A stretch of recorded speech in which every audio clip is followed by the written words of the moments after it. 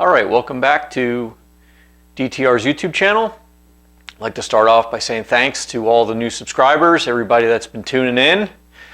We really do appreciate it. So let's get on with the next video.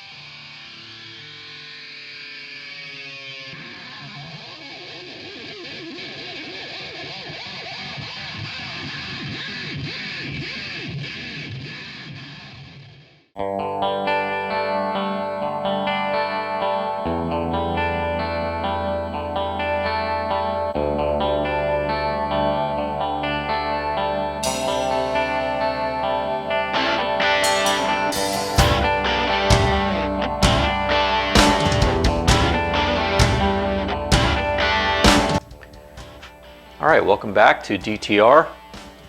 We're back working on the 69 Caprice. Since the last video, we got all the parts painted. Everything's buffed. The doors, as you saw, are hung on the car. One of the next steps is going to be getting the front and rear glass installed.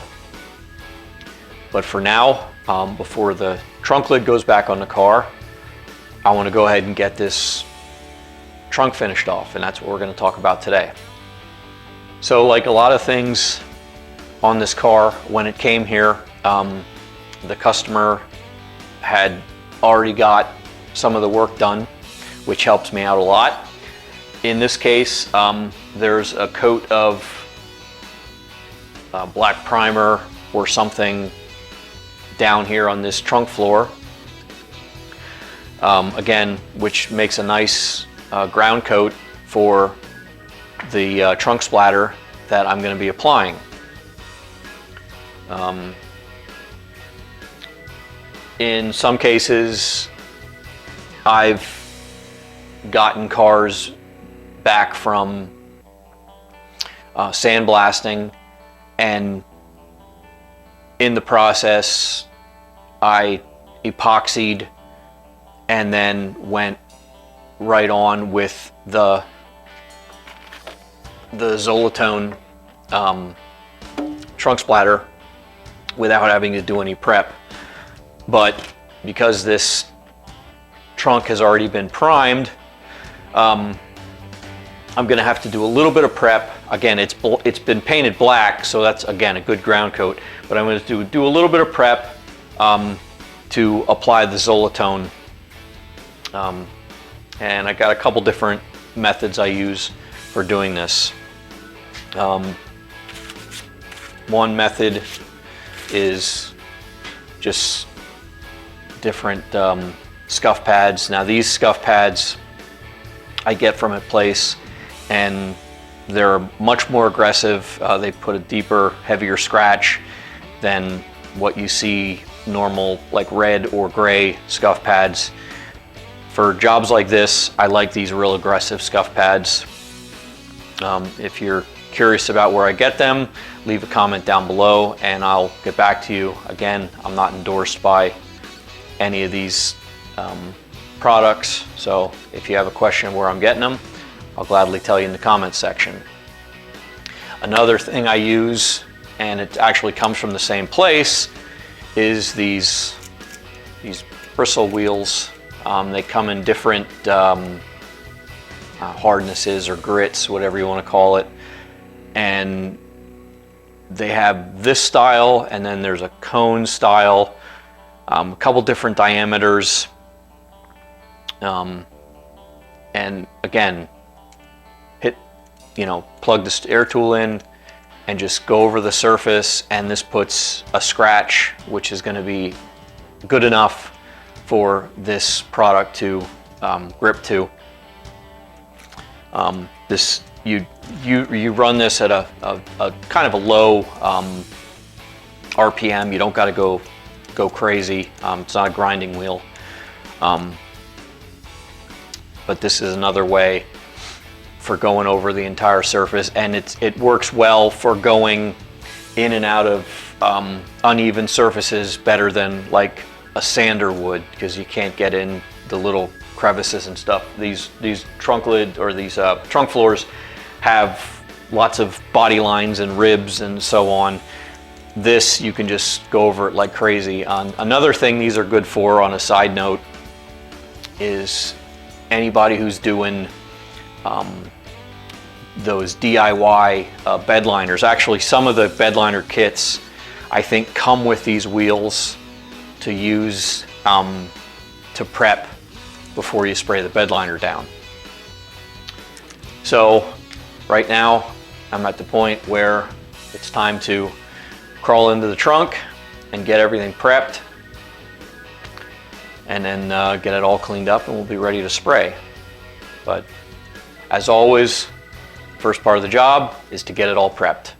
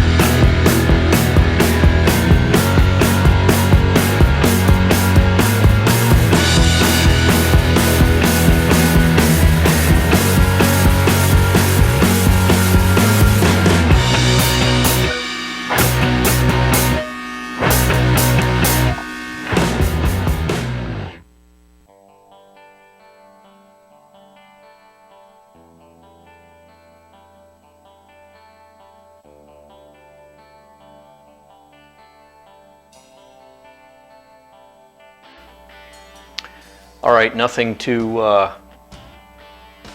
groundbreaking there, just a basic, surface prep.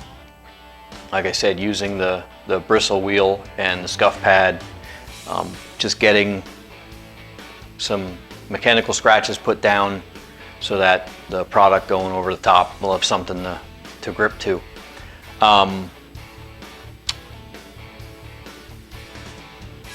In my opinion, the Zolatone splatter is the only way to do this. They do sell aerosol cans that give you this splatter, and in my experience, if that stuff gets wet, it comes right off. Now, I don't know if It's just that after we had put it on, it got wet too soon. But aerosol stuff, I never really have a lot of confidence in. This product, on the other hand, I have much more confidence in. You can buy it in quart sizes and the gallon size, depending on the size of your job. But those aerosol cans, I've never seen great success with them. So just be careful if you want to do a project like this, what you use. But that's just my opinion, and that's based on, well, that's based on experience and seeing things happen. So now I have a big dusty mess here. I'm going to get this cleaned up, blow everything off, get the entire body bagged off. There's a lot of masking that has to get done now under the car, around the outside of the car, because when you spray this splatter, you're kind of spraying in like a haphazard kind of way. So cover everything, because there's a good chance you're going to get this stuff on something you don't want it on. And masking plastic isn't that expensive, so cover everything up before you spray this. So that's where I'm going, so I'm going to get to it.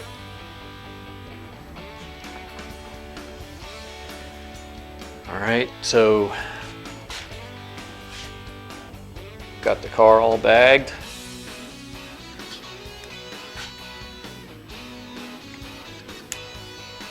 Everything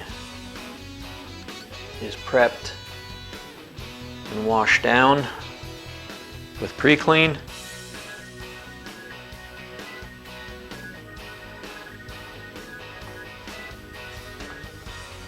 Got our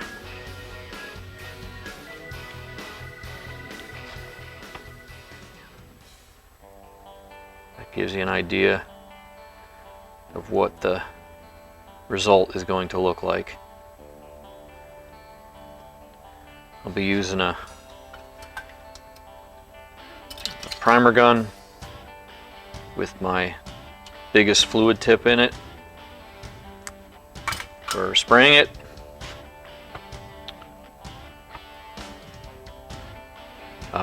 One thing not to do is, when you get these cans, they always get a data sheet to go with the product you might be using. And one of the things is, with this product, they don't want you to use a paint shaker. They just want you to stir it. And when you open this up, it is separated a little bit and it's a little clumpy on the bottom, but it doesn't take much for it to even out like this.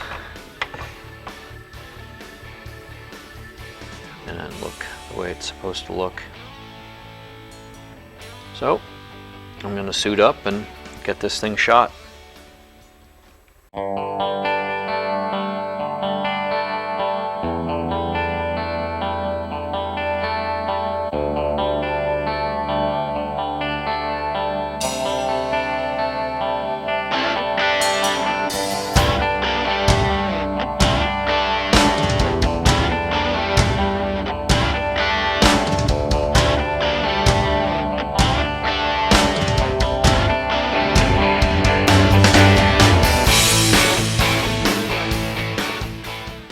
Okay, there's our trunk floor all done. One thing I didn't mention about the product was that it is 1K. So you just open up the can and give the product a good stir till it's nice and even. You can pour it right into your cup or your paint gun, and you can go to town. And you could get a nice result like this. With this floor, or this particular job, being it's so large, the way I had to do it was I laid down some plastic in the trunk, and I did 2 nice coats up under each quarter, up into the front, above the rear. Sprayed all that first. Let all that flash really well, Then I did 2 nice coats where I could reach it from standing out here. And then once I was done with that, I did what is kind of called like a pattern coat, where you bring your gun back even further and you just mist the product all over, and it gives you this nice texture finish. So that's your trunk floor job. In the future, on another project I'm working on, I'm going to be doing this again, except that trunk floor is not nearly as nice as this one is. So I'm going to be doing something a little bit differently to just help that job turn out as nice as this one. And it doesn't require that much more work, just a couple more steps. That'll be up in the future. Okay, so as always, I'd like to say thanks for everybody that's been tuning in. If you like this video, remember to hit that thumbs up. If you haven't subscribed yet, please subscribe. It really helps us out. We really do appreciate it. So, as always, thanks again, and see you in the next video.